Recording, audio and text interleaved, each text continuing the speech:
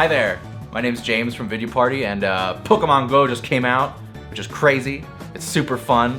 We've all been playing it, and we're hopelessly addicted, which is fine. The tutorial is terrible though, which is the one bad part about the game, minus all of the bugs, which hopefully will be fixed soon.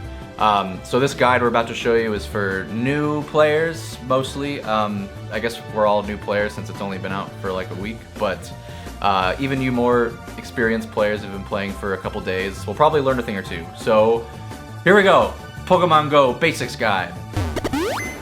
Okay, starting out you just have the world map, I guess you would call it. Probably what you're gonna be seeing like 90% of the time. But first let's go over all the menus, starting with the character sheet. Okay, all there really is to do here is look at your level, how much experience you need to your next level, look at your currency, your team, and your medals. And lastly, your journal. By the way, medals don't do anything for you. They're just cool bragging rights. So your journal here is just a list of recent events that have happened to you. Nothing crazy other than just info. This is just for you. No real purpose other than just looking at it. Then on the right is the Pokemon tracker here, just showing the nearby Pokemon around you. I'm not going to go into detail yet about this. I'll get into that later. Okay, so here's the main menu where you access pretty much everything in the game. First, let's go into the items menu. So here you have your potions where you heal wounded Pokemon. You have revives where you raise Pokemon that have fainted in a fight at a gym battle. Pokeballs, which are used for the obvious catching Pokemon. Raspberries, which you feed to a Pokemon in a fight, which makes them easier to catch. Your camera, which you just use in-game to take pictures of Pokemon. Egg incubator, which we'll go over in a minute here. And then incense, which is not pictured, but you use it as an item in the main field, which attracts Pokemon to you. Also not pictured are lucky eggs that give you a huge experience bonus in everything that you do, like catching Pokemon, for example, or going to a PokeStop. You use those just like you use incense. Also not pictured are lure modules, which I used all of because they're awesome. You attach them to a PokeStop and they attract Pokemon for 30 minutes. These are all the items that I have uncovered so far. I believe there's Ultra Balls at level 20 as well, and who knows from then on. I'll give you an example of how to actually use an item. You just click on a potion here, and then let's heal Arcanine and Flareon, who are poorly wounded. Just click, and boom, done, happy. Okay, next let's go into the Pokemon menu, where everything that you've caught is listed, even the duplicates and all that stuff. You can sort them from recent, favorite, number, HP, name, and combat power. So, as an example, let's check out this Paris here, which you have seen many of, I'm sure. So, the command power is at the very top. Basically, that's just how strong the Pokemon is. You can set your nickname to something stupid, like I do here. Yeah. It's not a crab, it's a bug. Whatever. So you can view the type of the Pokemon, the weight, the height, which I don't know how those relate yet. I don't think they really matter. Then there's the Stardust, which is the currency you use to power up your Pokemon, which increases its CP. It's kind of random, the amount that you get each time. And below that, there's the Evolve button, which does the obvious, I guess. Evolves you to your next stage, so Paris would turn into a Parasect. The cost is pretty variable. I think it's anywhere from 12 to 500. That's what I've seen so far. It just differs from Pokemon to Pokemon. Below that, there's the ability menu, which shows you all the abilities that your Pokemon has. Its basic attack, and then its special attack. Below that, the map or region where you found it. And then below that is the transfer button, which you do not hit if you want to keep the Pokemon. You hit it to get rid of it, and it gives you 1 candy. And once again, the candy are used to evolve your Pokemon. You only need the candy from the base evolution. So for example, if you had a Pidgeotto that you wanted to evolve into a Pidgeot, you just need the Pidgey candy, which is the only one that really exists. There is no Pidgeotto candy or Pidgeot candy. It's just Pidgey candy. So also in the Pokemon menu is the eggs menu, which we'll explain right now.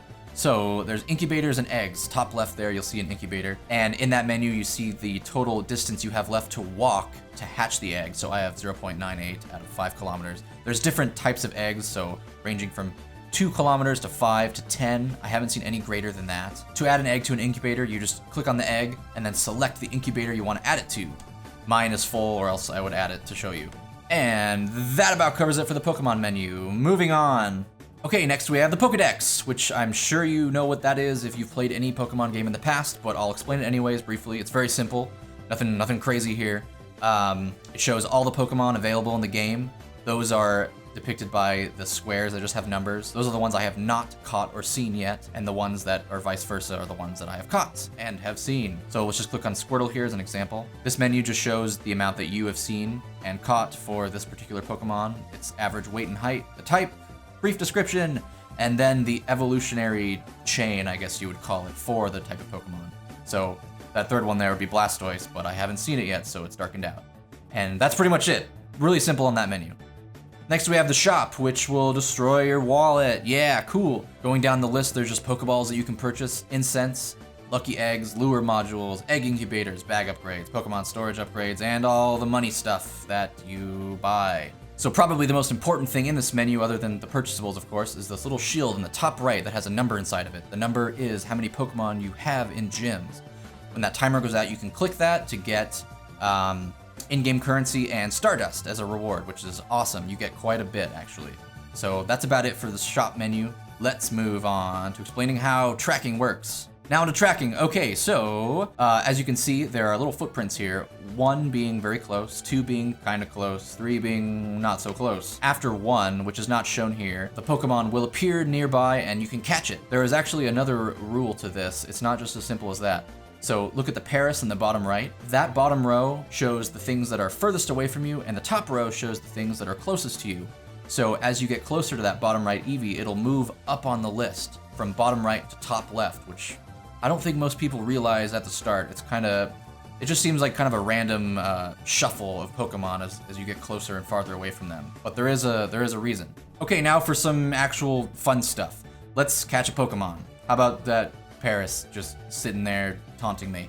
Perfect. Okay, so you have your ball here. Yep. Not as simple as just tossing it on his head. You see there will be this little colored ring that goes from big to small. The color depicts the difficulty of the catch, so I believe it's green, easy, yellowish is hard, reddish is very hard. What you want to do, ideally, is wait until that ring gets really small, toss the Pokeball as best as you can so it actually hits inside of that ring, and you'll get a message that says like, great, excellent. And if you do that, you'll have a higher chance of actually catching the Pokemon as opposed to hitting it outside of the ring. It'll still catch it, but you won't get one of those messages. Hitting inside of the ring also gives you experience points. Then you'll just see a simple menu here showing the experience breakdown of the catch, as well as basically the same menu that you see in your Pokemon menu. The stats, the Stardust, the specific abilities that this Pokemon has. They are different for each Pokemon, by the way. They're kind of randomized. I don't want this, so I'm gonna get rid of it and get the candy for it. See ya.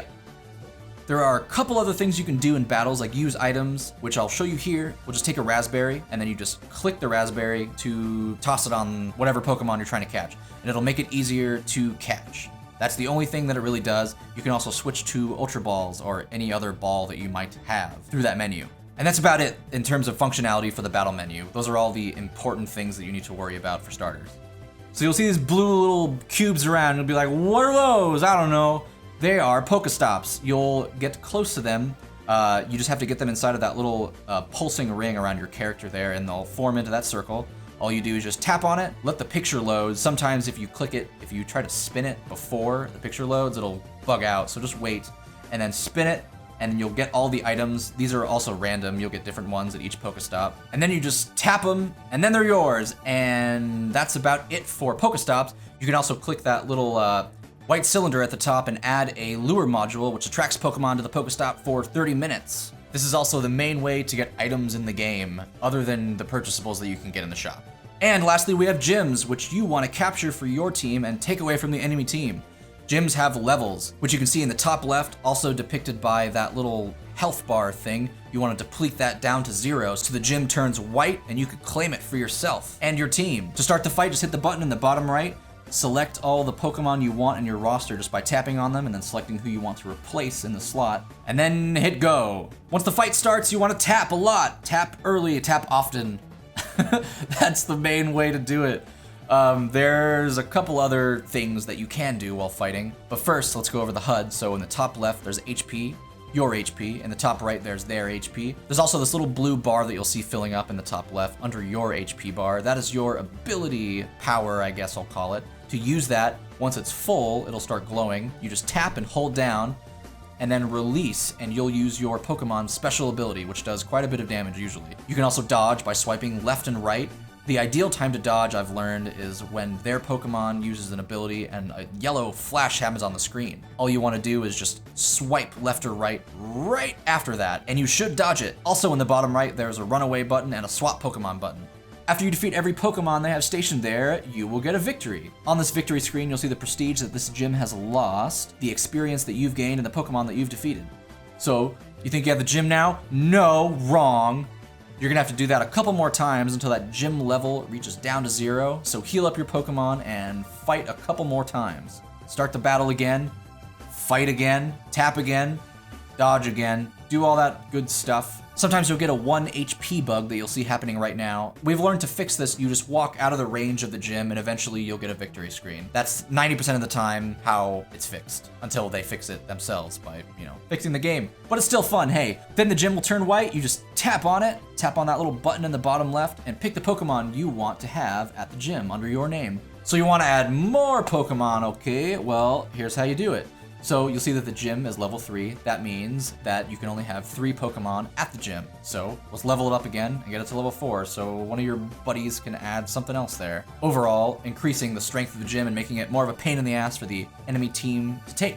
This is called training, which you do by clicking that little button in the bottom right, selecting the Pokemon that you want to fight with, and then you'll proceed to battle every Pokemon that's stationed at the gym under your control. You won't damage the gym at all. You'll actually raise the prestige of the gym, and this will level it up. So you don't even have to defeat every Pokemon stationed there. Even if you defeat just one, you'll still raise the prestige of the gym. Ideally, you want to defeat all of them, and if you do that, you'll get much more prestige, making it a lot faster, and you'll probably waste less potions that way. But it's okay. Better than nothing. And bam, we're done. It's a pretty simple game. There's not many mechanics to it yet. Hopefully this made you a little less confused, as the tutorial is, as I said, pretty bad. But let us know if there's any other mechanics that you want us to cover. We'll get into some more advanced details later on, and we'll see you then.